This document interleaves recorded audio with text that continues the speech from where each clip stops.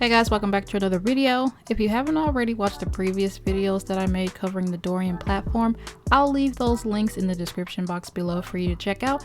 But to keep it simple, Dorian is a new creator platform that allows writers to turn their fiction stories into games without any coding experience.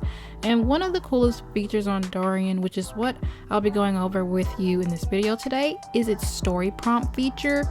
As you see on the screen, there will be certain stories on Dorian that will have a spinning icon or a spinning button that you can click on. And doing so will take you to a spot in the app that will allow you to use that creator's story prompt for yourself, meaning you can create a spin-off or a standalone piece of that creator's story. This feature is also great for those who may suffer from writer's block because you can always search through the prompts tag to participate and gain inspiration for new story ideas. And it's also great for beginners who are brand new to Dorian and may feel intimidated about creating something from scratch. So with the story prompt feature, you don't even have to stress about coming up with a super detailed plot or even worry about actually creating the story inside the Dorian engine, because with the story prompt feature, the foundation has already been made for you by someone else, so there's really nothing more for you to build. All you have to do at this point is add some new text to make the story more of your own and then hit publish. So I've briefly talked about and have shown you how to participate in other creator story prompts on the Dorian app. Now I'm going to show you how to create your own prompt that others can use. But first, there's a few things that you need to keep in mind. One, you need to make sure to tag your prompt with the prompt tag because this will ensure it appears for Dorian users who want to create. Secondly, you can't make a prompt from a story that has been made from a prompt. Now that we have all that out of the way, let's get started with the tutorial.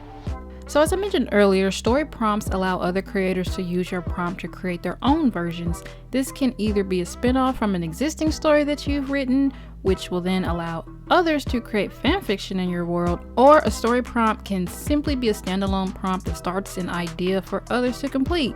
Either way, the prompt and all published stories that use the prompt will have the spinning button on the cover of their story. For this tutorial, I'll be creating a standalone prompt that you all can use however you like. So the concept is going to center around you, your childhood crush, and your best friend who has recently told you that he's interested in you romantically, because who doesn't love a good messy love triangle?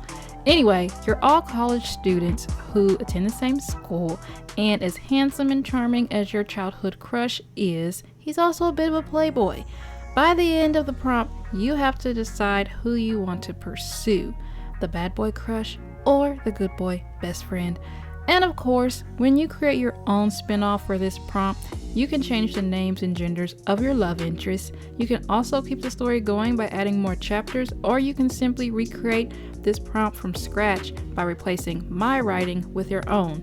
Whichever you choose to do, don't forget to tag me and Dorian on Instagram and Twitter because we'd love to see what kind of spicy spin-offs you all come up with.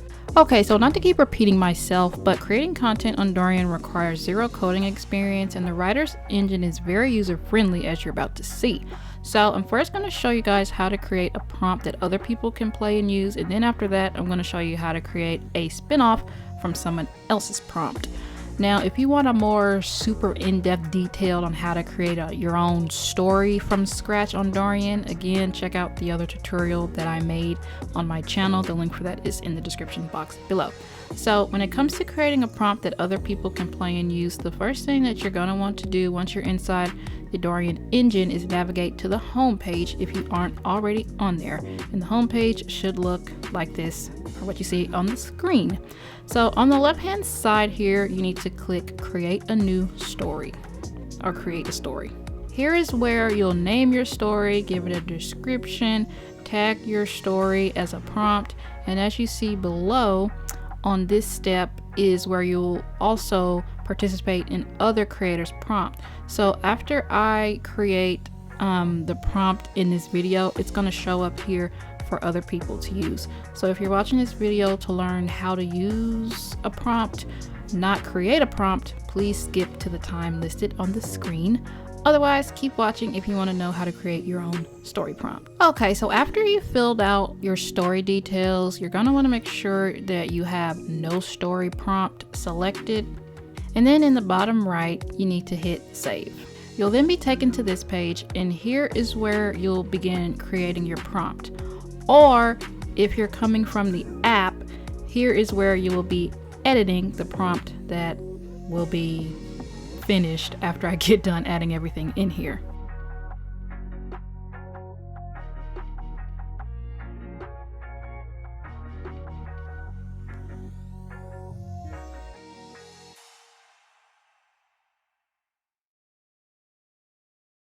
So I'm going to go ahead and fill in everything for you guys, and afterwards we're going to publish it to the app and then preview it.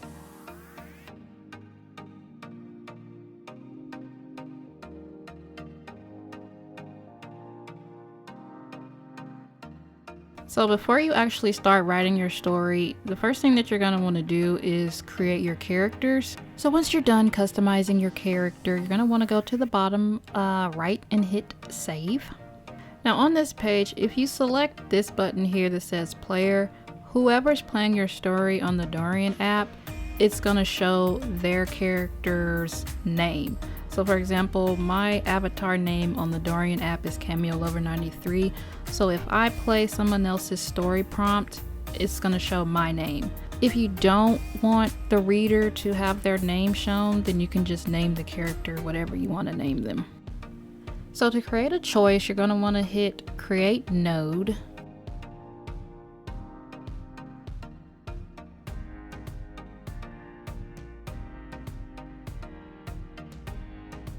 You can also name each node so that you can keep up with what location is what.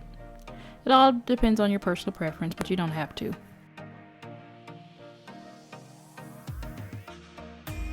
So to create a choice, you're going to want to make sure you select choice and then type in your text.